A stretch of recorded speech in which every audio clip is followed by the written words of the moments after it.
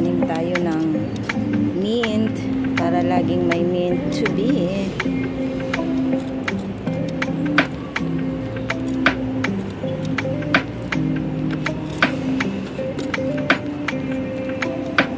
Ayan. Ayan, nagdadahon na yung yung sweet potato. Kasi kinakailangan kong magtanim ng talbos ng kamote kasi kulang ako sa dugo. Ang baba ng dugo ko eh. Yan. Dapat kasi yung pula na talbos kaya yan pampadagdag ng dugo.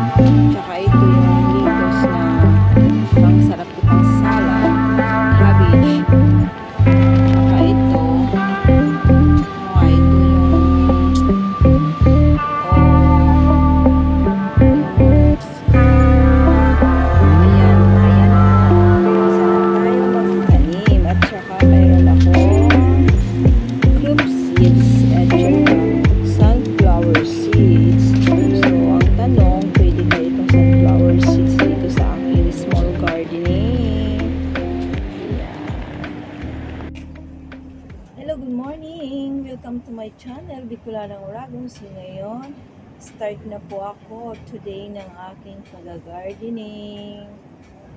So ang first nating itatanim yung mabilis mabuhay, yung mabilis ma-harvest para may mga ulam.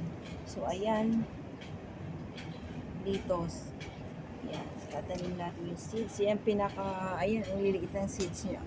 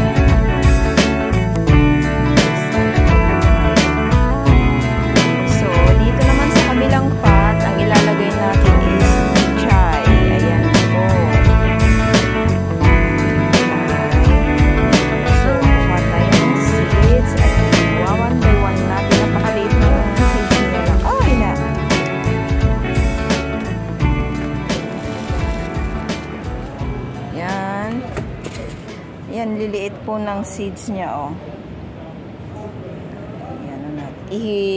Ano na lang, separate na lang kapag tumubo siya, i-separate ko na lang one by one. Yan po.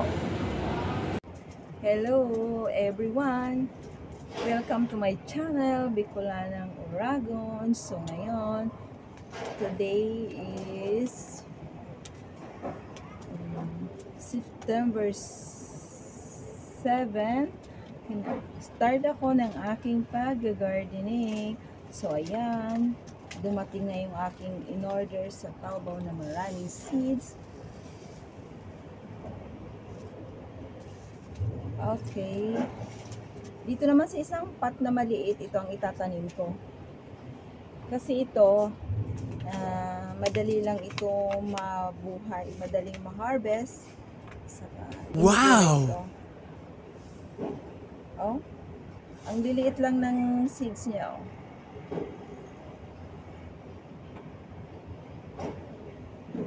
Liliit, sobrang liit.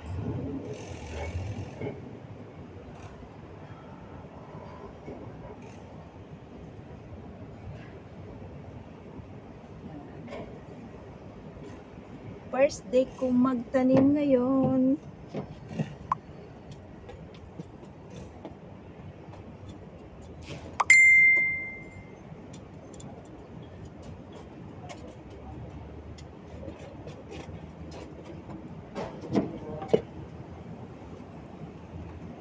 Yung gagawin kong palatandaan. Kasi 1, 2, 3, 5 pot ang pinagtaniman ko. So, doon naman ako lilipat sa kabilang pot. Yan. So, dito naman sa kabilang pot, ang itatanim natin is cabbage. Yan. Cabbage. Kukuha tayo ng buto. Aliliit lang yung ano niya. Ayan lang. Okay, tatanim na natin siya ng 1 by 1 lang. Ayan.